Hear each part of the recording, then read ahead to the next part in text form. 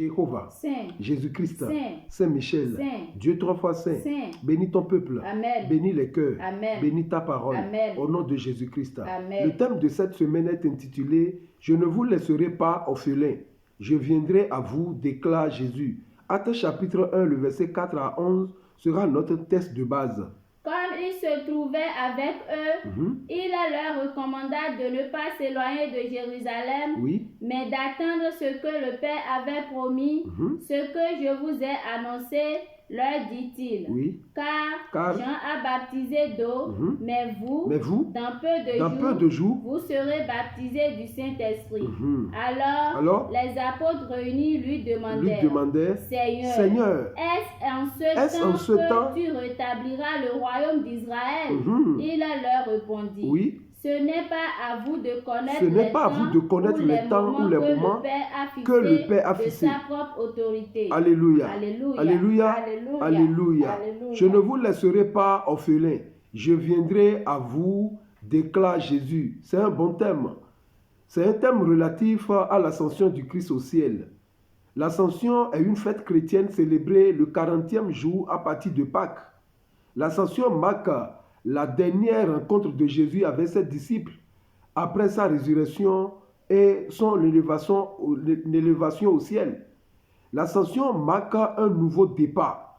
L'ascension exprime un nouveau mode de présence du Christ qui n'est pas visible dans le monde terrestre mais demeure présent dans les sacrements. Je parle des sacrements, le baptême, la communion, etc. Luc chapitre 22, le verset 19. Ensuite, il prit du pain. Oui. Et après avoir rendu grâce, il le rompit et le leur donna en disant, Ceci est mon corps qui est donné pour vous. Faites ceci en mémoire de moi. Faites ceci en mémoire de moi. Voudra dire, je ne serai plus présent au milieu de vous, présent charnellement au milieu de vous. L'ascension annonce également la venue du Saint-Esprit 10 jours plus tard et la formation de l'Église à l'occasion de la fête de Pentecôte. L'ascension est un élément essentiel de la foi chrétienne. Le chrétien doit savoir que l'ascension est quelque chose qui marque le début, qui suscite son envie d'adorer Dieu dans l'esprit. L'ascension est un élément essentiel de la foi chrétienne. Le 40 jours à partir de Pâques. Le nombre 40 est récurrent dans la Bible. 40 décrit le nombre de jours durant lequel la pluie est tombée lors du déluge de Noé. 40, le nombre du jour que Moïse a passé sur le mont Sinaï avant de recevoir les tables de la loi. 40, le nombre d'années que Israël a passé dans le désert à la sortie d'Égypte. 40, le nombre de jours au bout desquels Ninive sera détruite. Dans la prophétie de Jonas, dans les évangiles, la tentation du Christ au désert dure également 40 jours. De même, 40 jours sont écoulés entre la Pâque et l'Ascension. Ce n'est pas pour rien.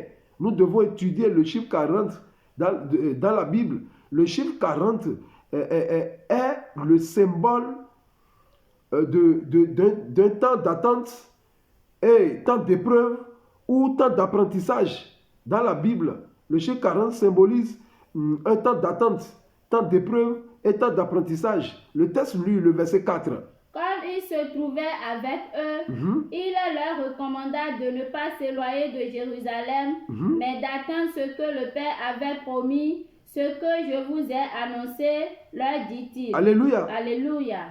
Jésus est resté avec eux. Après avoir mangé, Jésus les a dit, mais Dieu a promis quelque chose dans Joël chapitre 2, le verset 28. Le don que le Père avait promis, c'est le baptême dans le Saint-Esprit. Joël 2, verset 28.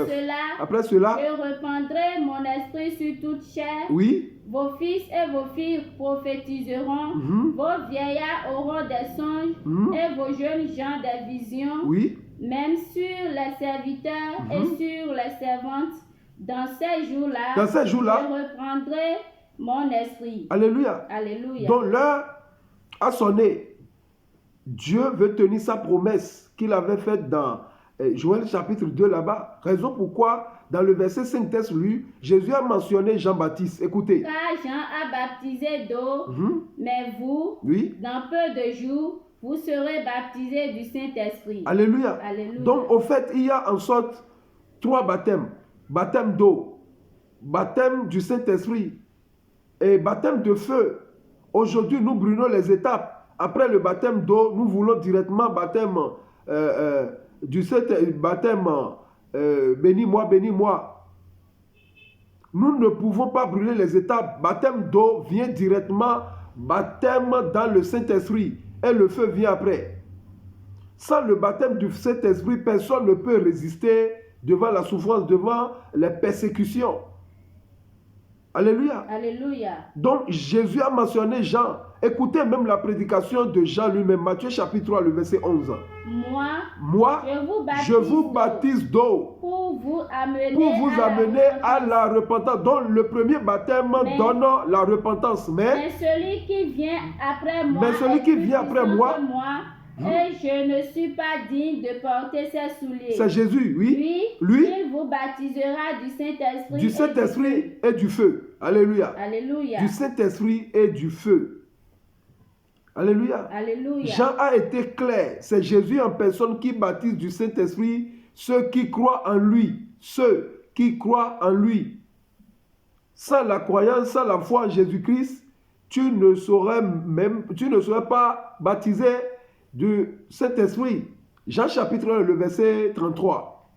Je ne le connaissais pas. Jean disait, je ne le connaissais pas, le Fils. Celui qui m'a envoyé baptiser d'eau, celui-là m'a dit, oui, celui sur qui tu verras l'Esprit descendre et s'arrêter, oui, c'est celui qui baptise du Saint-Esprit. Et il a vu le jour du baptême de Jésus-Christ, le Saint-Esprit est descendu et resté sur lui. Donc nous devons garder Jean chapitre 1, le verset 3. Après la Pentecôte, si tu retournes dans tes vomissures, tu n'as pas reçu le Saint-Esprit. Tu as reçu seulement la manifestation du Saint-Esprit. Alléluia. Alléluia. En dépit du rejet de l'homme, un témoignage continuerait à être rendu à Jésus-Christ. Et cela par le consolateur, c'est-à-dire le Saint-Esprit. D'où vient le thème « Je ne vous laisserai pas orphelins, je viendrai à vous », déclare Jésus. Jean chapitre 15, le verset 26-27. Quand sera venu le consolateur, oui, que je vous enverrai de la part du Père, l'Esprit de vérité, l'Esprit de vérité, qui vient du Père, il rendra témoignage de moi. Et vous aussi. Vous rendrez témoignage parce que vous êtes avec moi dès le commencement. Merci. Donc le consolateur lui-même, il rendra témoignage. Sans les hommes, il rendra témoignage. Mais vous aussi, puisque vous avez pu croire en moi, vous-même, vous allez rendre témoignage. Alléluia. Alléluia. Le thème nous démontre qu'un chrétien sans le Saint-Esprit est un orphelin. Regardez vous-même la tristesse, l'angoisse, l'inquiétude d'un orphelin. Alléluia. Alléluia. Autrement dit, la joie du chrétien, c'est le Saint-Esprit. La joie du chrétien vient du Saint-Esprit. Un chrétien qui n'a pas le Saint-Esprit tombe dans la routine. Alléluia. Alléluia. Le texte, lui, le verset 6. Alors les apôtres réunis lui demandèrent, Seigneur, oui, est-ce en ce temps que tu rétabliras le royaume d'Israël? Alléluia. Alléluia. Est-ce en ce temps, le Seigneur vient de parler à ses disciples du royaume de Dieu. Mais eux, ils parlent du royaume terrestre. C'est ce qui se passe aujourd'hui dans l'église. Le Seigneur nous a réunis pour nous parler du ciel, de l'eschatologie. Mais nous lui parlons de la terre. Voiture, maison, voyage, c'est la terre. Alléluia. Alléluia. Le verset 7, teste-lui. Teste-lui le verset 7. Il leur répondit, ce n'est pas à vous de connaître les temps ou les moments que le Père a fixés de sa propre autorité. Mais Jésus les a arrêtés automatiquement. Comme le jour de la transfiguration, lorsque Pierre disait, nous allons faire 3 tentes pour toi, pour Moïse et pour Élie. Mais Dieu les a arrêtés directement par nuée. Et il les a dit, ceci est mon fils, écoutez-le. Parce que si Pierre arrivait à construire 3 tentes, on doit servir 3 dieux. Alléluia. Alléluia. Jésus leur montre ici que le royaume serait établi pour Israël, mais que ce n'est pas leur affaire pour le moment. Ce qu'on veut les confier, c'est la mission. Aucune spéculation n'est possible quant à la date de cet événement. Alléluia. Alléluia. Les temps et les saisons sont réservés à l'autorité de Dieu. Marc chapitre 13, le verset 32-33. Pour ce qui est du jour ou de l'heure, oui, personne ne le sait. Personne ne le sait. Ni les anges dans le ciel, ni le Fils, mais le Père seul. Mais le Père seul.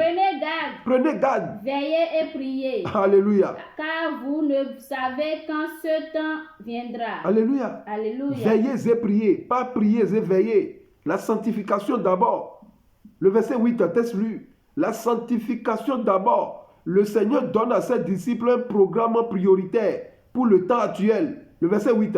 Mais vous recevrez une puissance. Le Saint-Esprit survenant sur vous. Oui. Et vous serez mes témoins à Jérusalem. Vous serez mes témoins à Jérusalem. Mais vous allez attendre d'abord le Saint-Esprit. Alléluia. Alléluia. Ils sont appelés à être des témoins du Christ. Le Saint-Esprit venant sur vous, va vous rendre capable. Comme ça, le Saint-Esprit, nous ne pouvons pas exécuter la mission. Vous recevrez de la puissance. Donc, comprenons que sans le Saint-Esprit, le chrétien est dépouillé de puissance. Sans le Saint-Esprit, le chrétien ne peut rien et n'est rien. Alléluia. Alléluia. Le Saint-Esprit opère dans 5 dimensions. Si nous lisons dans Isaïe, c'est l'esprit de force, le paraclet, c'est le surnaturel. Ça nous donne la capacité d'opérer dans le surnaturel. C'est grâce à cet esprit que Élie courait plus vite que les chevaux d'Akab. Alléluia. Alléluia. C'est grâce à cet esprit que Samson a pu tuer 1000 Philistins sans être épuisé. Ça, c'est le Saint-Esprit. Grâce au Saint-Esprit, apôtre Paul, lorsque la vipère l'ayant mordu, mais il ne sent pas les venins du vipère. Alléluia. Alléluia. Il ne sent pas les conséquences des venins parce qu'il a la vie du Père en lui. Si tu n'as pas la vie du Père, le Saint-Esprit en toi, la vipère peut te mordre. On parle de vipère, mais on parle de vie de Père. Vipère, le serpent, le diable l'utilise. C'est le symbole du péché. Mais vie de Père va nous aider à rejeter tous ces venins. La vie de Père, c'est quoi? C'est le Saint-Esprit. Actes chapitre 28, le verset 6. Ces gens s'attendaient à le voir enfler ou tomber mort subitement. Oui. Mais après avoir longtemps attendu, voyant qu'il ne lui arrivait aucun mal, ils changeaient d'avis et dirent que c'était un Dieu. Alléluia. Alléluia. C'est de ça que le Saint-Esprit, c'est de ça il est question. Ayons la vie de paix en nous et la vipère ne peut rien nous faire. Alléluia. Alléluia. Les barbares croyaient que Paul allait mourir subitement. Mais il a la vie Zoé, la vie de paix en lui. Chers frères et sœurs en Christ, Dieu demande des choses que la capacité humaine ne peut pas faire. Raison pour laquelle il nous promet son esprit. Nous devons chercher. Jésus-Christ a dit, ne quittez pas Jérusalem. Ne quittez pas la ville sainte. N'allez pas dans les lieux impurs. Alléluia. Alléluia. Restez dans la sanctification, ne quittez pas Jérusalem. Aujourd'hui, nous ne sommes pas que nous allons nous déloger vers Jérusalem là-bas. Mais parlant de Jérusalem, il parle de sainteté. Alléluia. Alléluia. 2 Timothée chapitre 1, le verset 7. Car ce n'est pas un esprit de timidité que Dieu nous a donné, mais un esprit de force, d'amour et de sagesse. Alléluia. Alléluia. C'est ce que Dieu nous donne. Esprit d'amour, esprit de force et esprit de sagesse pour pouvoir faire face au monde. Ce n'est pas un esprit de timidité ni de peur. Aujourd'hui, l'église est remplie par des gens qui fuient la sorcellerie. Le chant de ce témoignage leur avait été indiqué par le Seigneur Jésus lui-même. Luc chapitre 24, le verset 46-47. Et il leur dit, oui, ainsi il est écrit que le Christ souffrirait et qu'il ressusciterait des morts le troisième jour, et que la repentance et le pardon des péchés seraient prêchés en son nom à toutes les nations, à commencer par Jérusalem. Alléluia. À commencer par Jérusalem. On doit prêcher quoi? La rémission des péchés. On doit prêcher quoi? La repentance. Mais les gens disent aujourd'hui que Dieu ne pardonne pas. Si Dieu ne pardonne pas, comment il peut nous donner son esprit? On doit prêcher la repentance. Prêcher encore la rémission des péchés. C'est Jésus qui a dit ça. De prêcher ces deux messages. La repentance. Alléluia. Alléluia. Aujourd'hui, nous prêchons les voitures. Aujourd'hui, nous prêchons la maison. Aujourd'hui, nous prêchons le bonheur. Jésus-Christ a donné quoi? Il a donné le plan du livre des Actes des Apôtres. C'est ça. A commencé à Jérusalem. Si nous prenons Actes des Apôtres, de chapitre 1, chapitre 7, il a parlé du Jérusalem. Alléluia. Alléluia. Dans toute la Judée et Samarie, Actes chapitre 8 au chapitre 12, et jusqu'au bout de la terre. Ça veut dire chapitre 13 au chapitre 28. Texte lu, le verset 9. Après avoir dit cela, il fut élevé pendant qu'ils le regardaient, et une nuée le déroba à leurs yeux. Alléluia. Alléluia. Jésus a terminé ses entretiens avec ses disciples, ayant achevé l'œuvre que le Père lui avait donnée à faire. Il est maintenant glorifié par le Père, de la gloire qu'il avait auprès du Père avant que le monde ne fût. Alléluia. Alléluia. Avant que le monde fût. Il est retourné dans sa gloire. Est-ce que nous allons retourner un jour? Fuyons le péché. Alléluia. Alléluia. Il entre ainsi comme homme dans la gloire. Les deux croyants de l'Ancien Testament qui montraient, qui montaient au ciel, les deux croyants dans l'Ancien Testament, je parle de l'autre Élie et d'Enoch.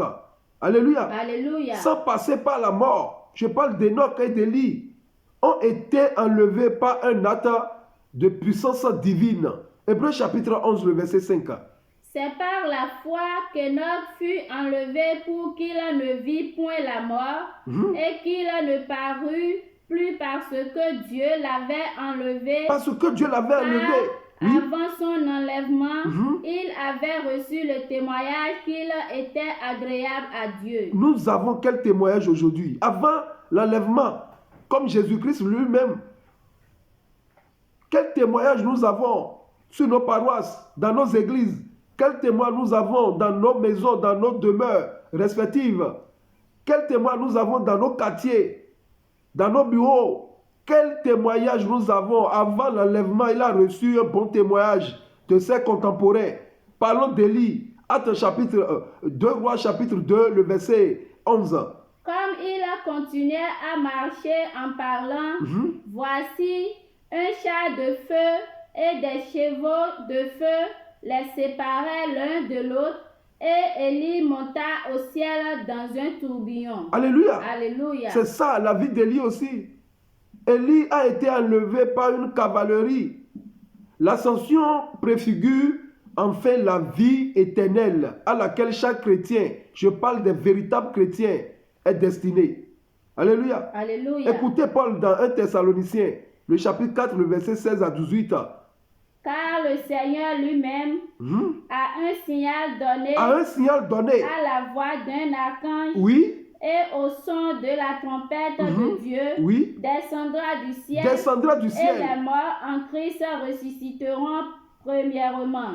Ensuite, nous les vivants qui serons restés, nous serons tous ensemble enlevés avec eux sur des nuées à la rencontre du Seigneur dans les airs, et ainsi nous serons toujours avec le Seigneur. Alléluia. Alléluia. Dans la nuée, signe de la demeure de Dieu. Cette même nuée de gloire qui était venue sur la montagne de la transfiguration, dans Luc chapitre 9, verset 34. Ils étaient dans la nuée. Alléluia. Alléluia.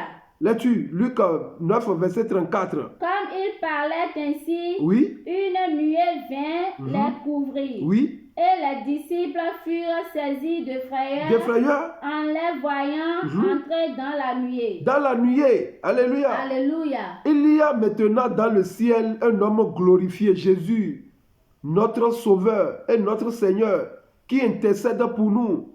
Quelle assurance! Donc aussitôt que le Seigneur eut confié cette mission à ses disciples, il fut enlevé au ciel. Le verset 11, texte lu.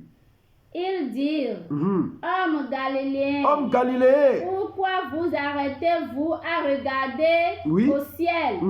Car ce Jésus qui a été enlevé au ciel du milieu de vous reviendra de la même manière que vous l'avez vu allant au ciel. Alléluia. Alléluia. 2 messagers célestes sont immédiatement envoyés pour annoncer aux disciples son retour en gloire.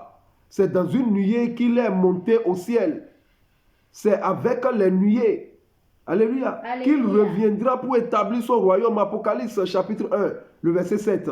Voici, il vient avec les nuées, et tout œil le verra. Tout œil le verra, Ceux qui l'ont percé et toutes les tribus de la terre se lamenteront à cause de lui. Alléluia. Oui, amen. Raison pourquoi dans Matthieu chapitre 24, le verset 30, Jésus-Christ a parlé. Nous devons comprendre ce que les anges sont en train de dire aux disciples. Ils ne parlaient pas du deuxième venu de Jésus.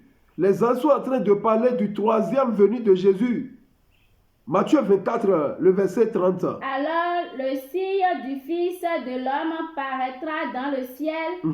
Toutes les tribus de la terre se lamenteront et elles verront le Fils de l'homme venant sur les nuées du ciel avec puissance et une grande gloire. C'est de ça que les anges parlaient. C'est de ça que les anges parlaient. Il s'agit ici plutôt de sa venue glorieuse. Lorsque tout œil le verra. Ça, c'est pas, il viendra comme un voleur. Quand il apparaîtra pour tout mettre en ordre sur terre.